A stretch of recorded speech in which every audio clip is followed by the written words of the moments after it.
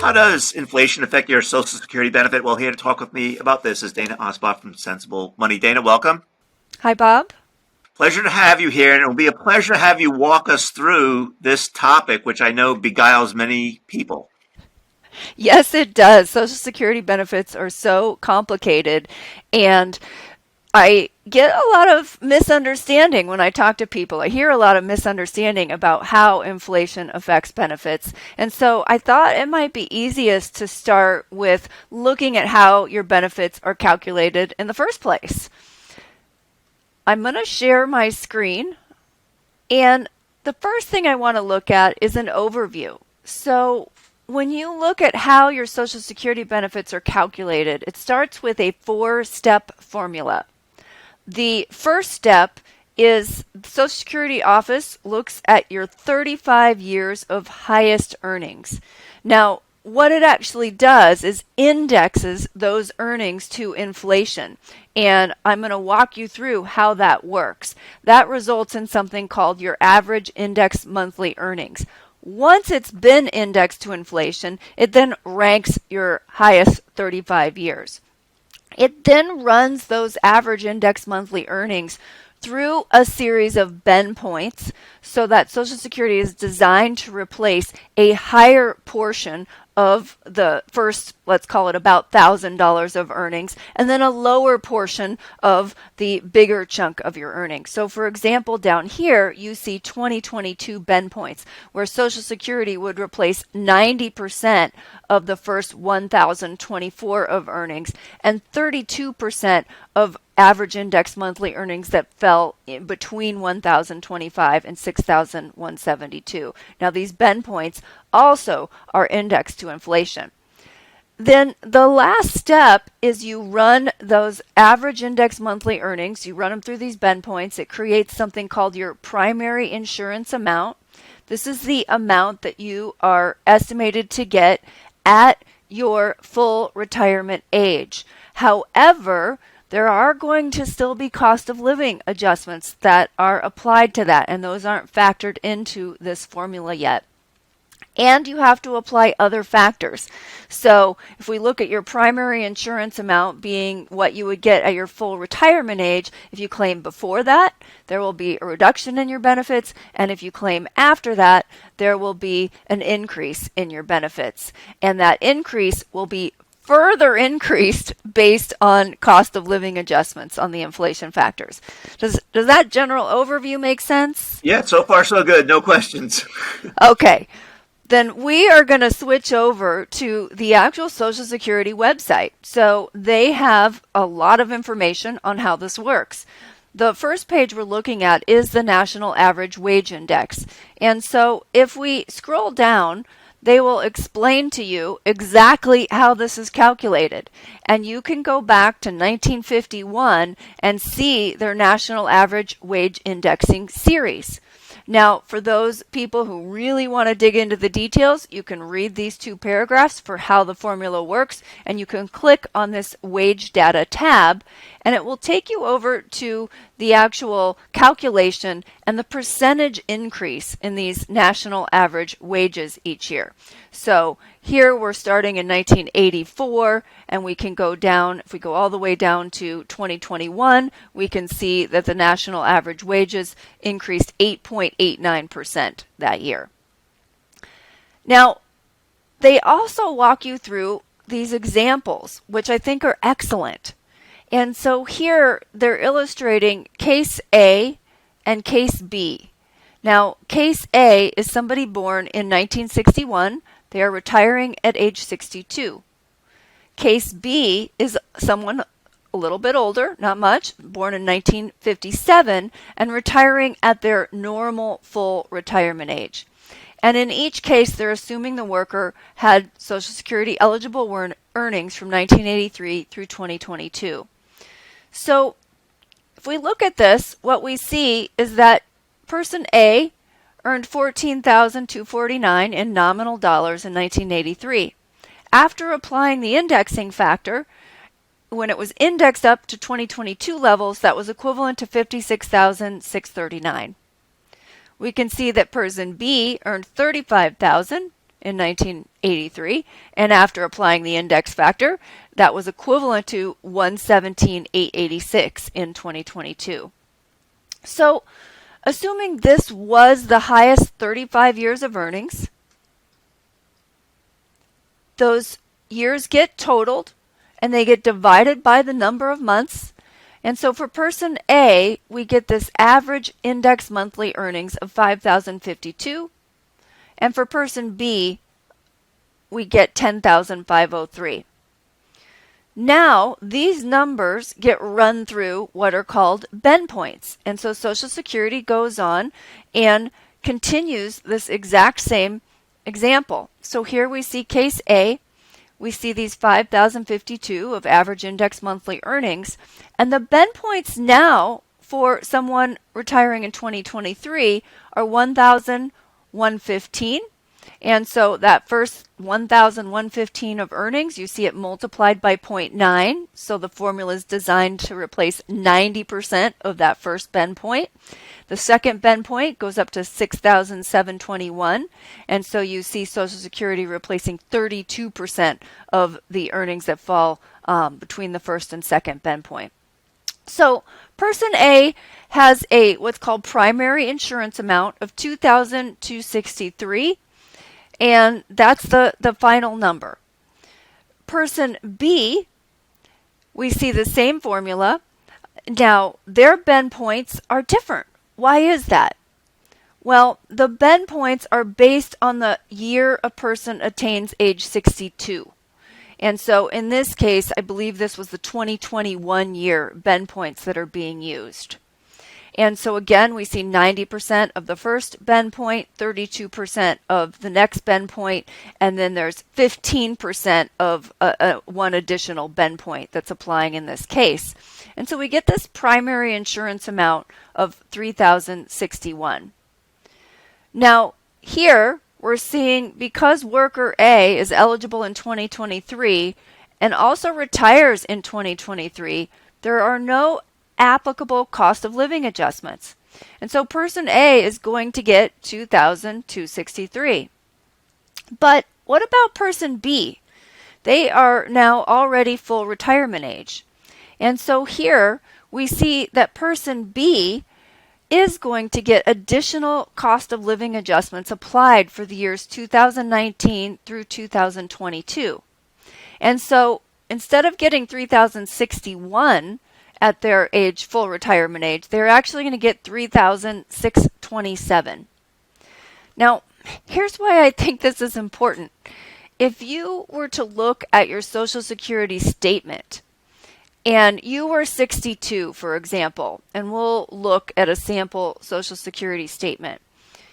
Let's say I'm 62 today and I'm evaluating, okay, I could get $1,465, or I could wait and get a little bit more, or I could wait until age 70 and get even more. Well, these future numbers will have additional increases based on inflation, but that's not reflected on your statement. It can't be reflected on your statement because it hasn't happened yet. It's the future.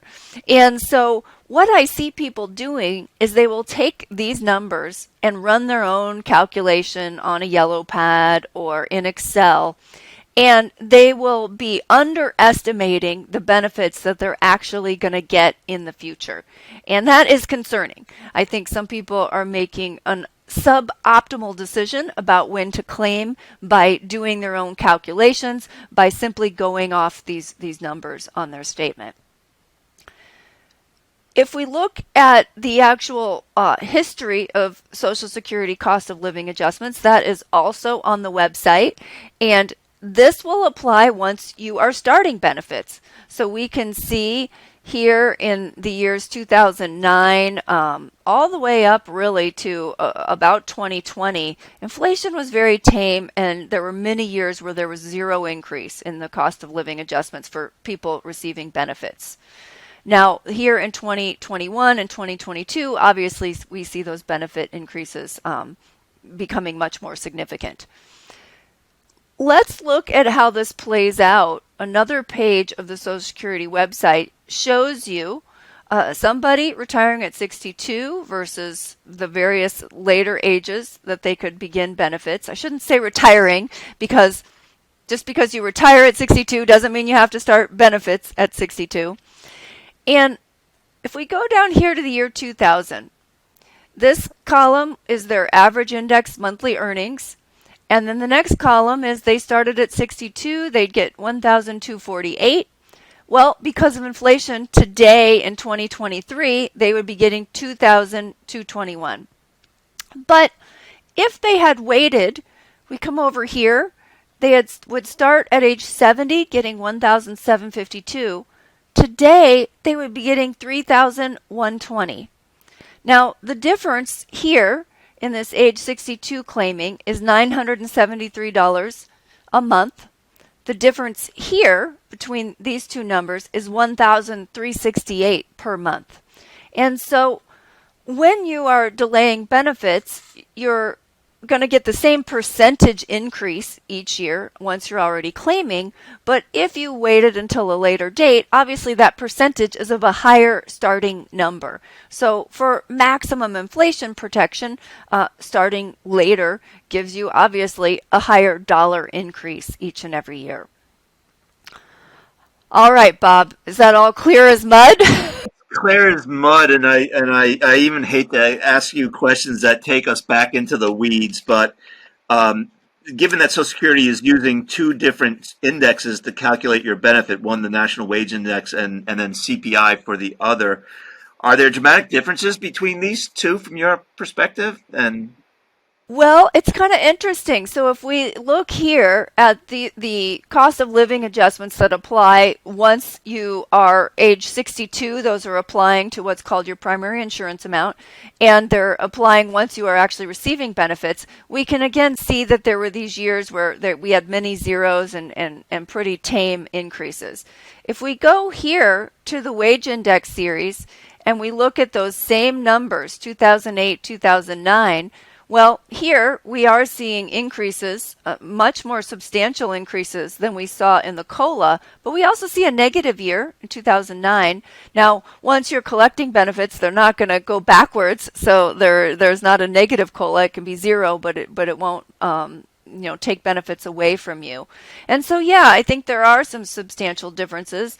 I think it's important for people to know that inflation is factored into their benefit calculation, and up until age 60, this is how it's factored in. It's indexing your wages based on this formula, and then once you're age 62, it's a different calculation. Now it's this COLA that's being applied to that primary insurance amount and increasing your benefits each year.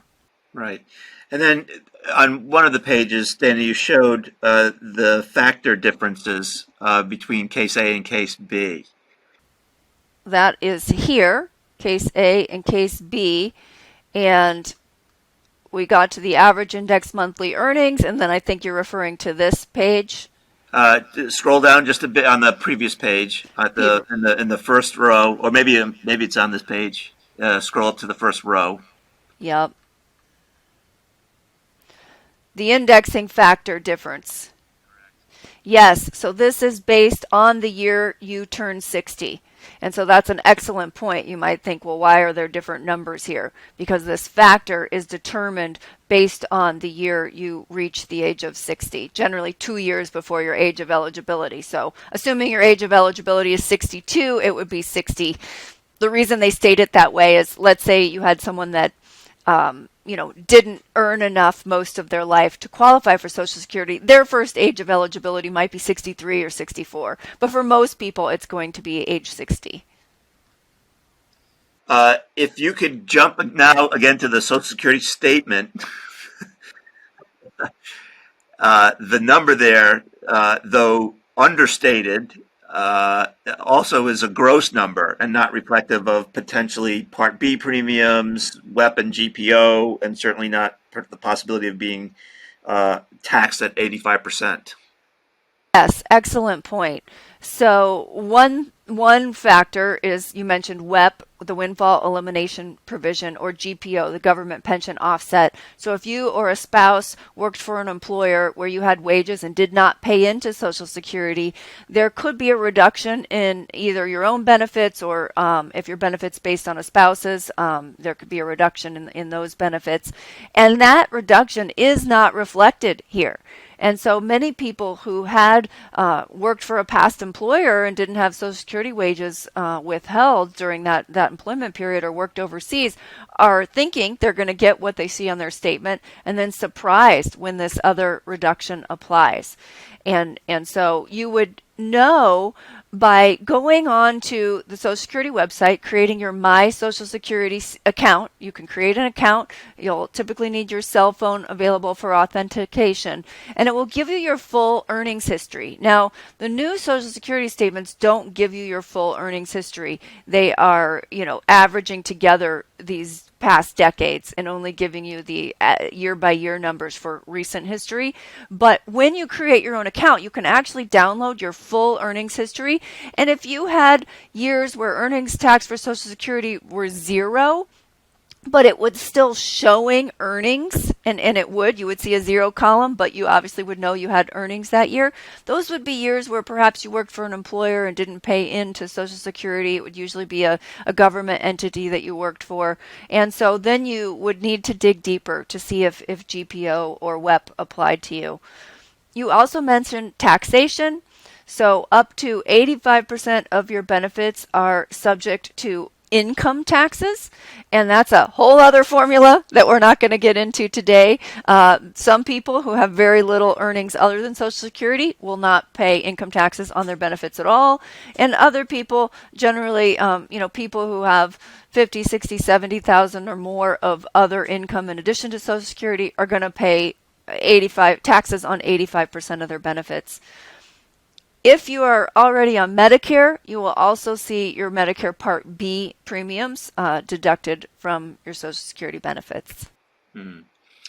So you mentioned that Social Security uses your highest 35 years. People are often told that if they have a lot of zeros to try and keep working to replace those zeros.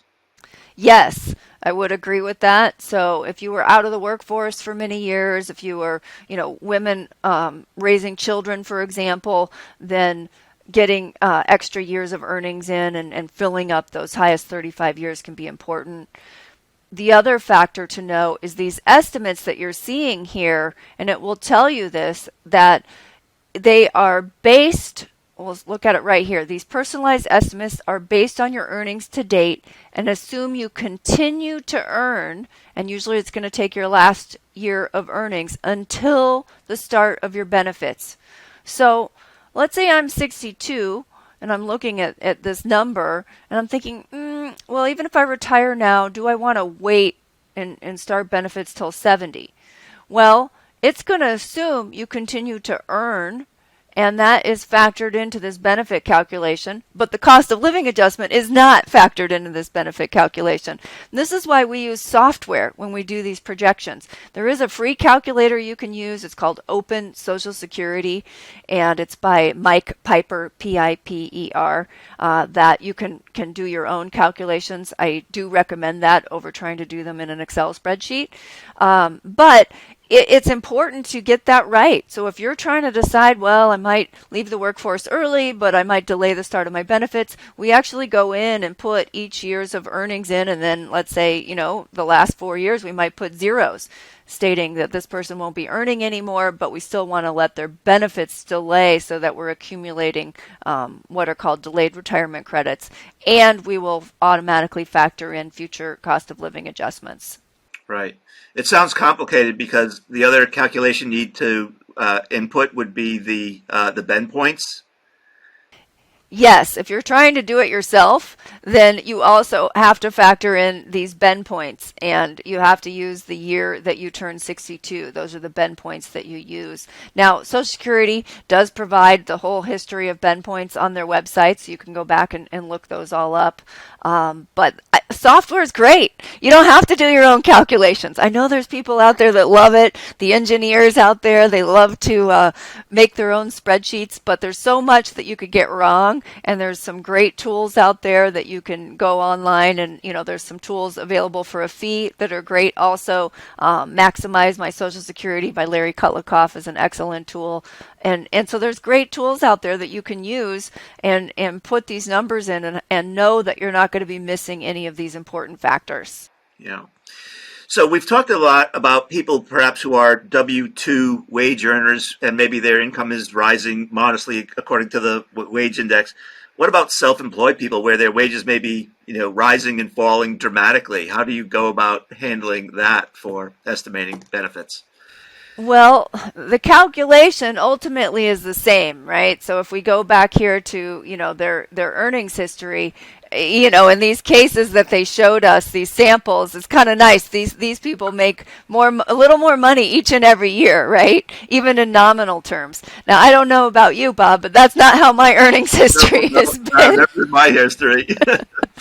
I am self-employed, and I've had several times in my career where my earnings went to almost zero, or certainly got cut in half by more than 50%. So that's the life of a self-employed person. And so, we will take their actual earnings history and put each year in to the software that we use, or if we're projecting forward, we have to work with them to come up with what we think would be a reasonable estimate. Now, I will say, most self-employed people, their earnings tend to stabilize later in their career, so it can be a little bit easier. But you can also have people who left the workforce and decided to start their own consulting firm, perhaps in their late 50s or 60s, and you're absolutely right. Their future income can be all over the place. If we want to be super conservative, we might assume that their actual Social Security taxed earnings are pretty low going forward, and we'll base their benefit estimate on that lower number. And then if they end up earning more, it's just a surprise to the upside. Well, I think I've exhausted all my questions, Dana. I can't think of anything else to ask you. Well, hopefully this helps at least one or two people understand how inflation affects their benefits, and even more importantly, understand that not all of the factors that they need to consider are reflected in these numbers.